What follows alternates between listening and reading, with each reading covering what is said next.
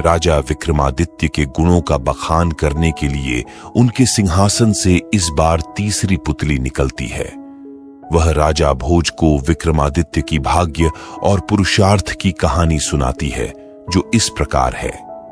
एक बार भाग्य और पुरुषार्थ के बीच इस बात को लेकर बहस हुई कि उन दोनों में सर्वश्रेष्ठ कौन है।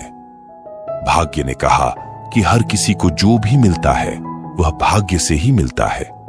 यह सुनकर पुरुषार्थ कहने लगा कि बिना मेहनत किए कुछ भी हासिल नहीं होता है। दोनों के बीच कई दिनों तक इस बात पर बहस होती रही। उन्होंने इसके समाधान के लिए देवताओं के राजा इंद्र के पास जाने की ठान ली।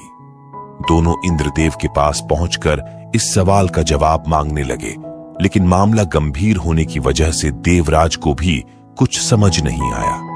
फिर देवराज इंद्र ने उन दोनों को राजा विक्रमादित्य के पास जाने की सलाह दी। उन्होंने कहा कि राजा ही इस बात का जवाब दे सकते हैं कि आप दोनों में से कौन सर्वश्रेष्ठ है। इतना सुनते ही भाग्य और पुरुषार्थ तुरंत मानव भेष में विक्रमादित्य के पास पहुंच गए। राजा के दरबार पहुंचकर भाग्य और पुरुषार्थ ने अपने झगड़े की वजह उन्हें बताई। उस वक्त विक्रमादित्य को भी इसका कोई उचित जवाब नहीं सूझा। तब राजा ने दोनों से 6 महीने का समय मांगा। इस दौरान भाग्य और पुरुषार्थ के सवाल का उन्हें कोई जवाब समझ नहीं आया। तब राजा सही जवाब की तलाश में अपने राज्य में जनता के बीच सामान्य नागरिक का भेष बनाकर घूमने लगते हैं। राजा को काफी कोशिश के बाद भी अपने राज्य में इस बात का सही जवाब नहीं मिलता। फिर राजा भेष बदलकर दूसरे राज्य में जाने का फैसला लेते हैं, लेकिन उन्हें जवाब नहीं मिलता। इस दौरान राजा एक व्यापारी के पास जाकर काम मांगते हैं और कहते हैं कि वो ऐसे काम कर सकते हैं जो कोई अन्य नहीं कर सकता। कुछ दिन बाद व्यापारी बाहर काम के लिए राजा विक्रमादित्य के साथ जहाज से जाता है। कुछ दूर जाते ही अचानक तेज तूफान आने लगता है और जहाज एक टापू के पास फंस जाता है। तूफान थमने के बाद जहाज को टापू से बाहर निकालने के लिए लोहे का कांटा उठाना होता है। व्यापारी ने राजा को उसे उठाने के लिए कहा। जैसे ही राजा ऐसा करता है तो जहाज तेजी से आगे निकल जाता है और विक्रमादित्य टापू पर ही छूट जाते हैं। टापू पर छूटने के बाद राजा कुछ देर आगे चलते हैं तो उन्हें वहां एक नगर दिखाई दिया। नगर के गेट में लिखा हुआ था कि यहां के राजा की बेटी का विवाह महाराज विक्रमादित्य के साथ होगा। यह देखकर राजा चौंक गए और महल में चले गए। वहां पहुंचते ही उनकी मुलाकात राजकुमारी से होती है। कुछ दिनों के बाद दोनों की शादी हो जाती है।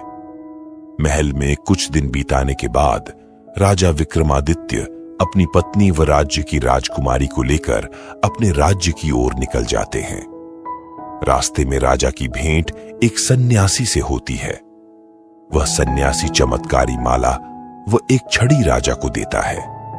सन्यासी ने राजा को बताया कि इस माला को पहनने पर व्यक्ति गायब हो जाता है और छड़ी से सोने से पहले जो भी मांगा जाए वो मिल जाता है।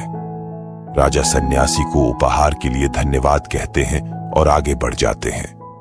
राजा महल पहुंचकर राजकुमारी को अंदर कमरे में भेज देते हैं और खुद बगीचे में चले जाते हैं। वहां उनकी मुलाकात एक गायक और ब्राह्मण से होती है। दोनों ने राजा को बताया कि वो इस दिन का सालों से इंतजार कर रहे थे। राजा विक्रमादित्य ने पूछा कि ऐसी क्या बात है कि वो सालों से उनकी राह देख रहे थे। दोनों ने बताया कि वो गरीब हैं और सालों से बगीचे में ये सोचकर मेहनत कर रहे हैं कि एक दिन राजा उनके सब दुखों को दूर कर देंगे। इतना सब सुनते ही राजा ने सन्यासी से मिली माला गायक को दे दी और छड़ी ब्राह्मण को। उसके बाद राजा अपने दरबार चले गए। 6 महीने बीतने के बाद भाग्य और पुरुषार्थ दोनों राजा की सभा में आए। विक्रमादित्य उन दोनों को बीते 6 महीने की सभी घटनाएं सुनाते हैं। इतना कहकर राजा दोनों को समझते हुए कहते हैं कि छड़ी और माला का उन्हें मिलना भाग्य था और गायक व ब्राह्मण को यह पुरुषार्थ की वजह से मिला। इसी वजह से भाग्य और पुरुषार्थ दोनों एक दूसरे के पूरक हैं। इनमें कोई छोटा या बड़ा नहीं हो सकता है। दोनों राजा का जवाब सुनकर संतुष्ट हो गए और वहां से चले गए।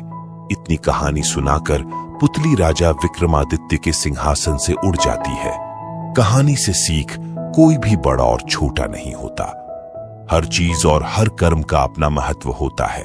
हम आशा करते हैं कि आपको आज की कहानी पसंद आई होगी। ऐसी ही और कहानियां सुनने के लिए वीडियो को लाइक और शेयर करें और चैनल को सब्सक्राइब करें।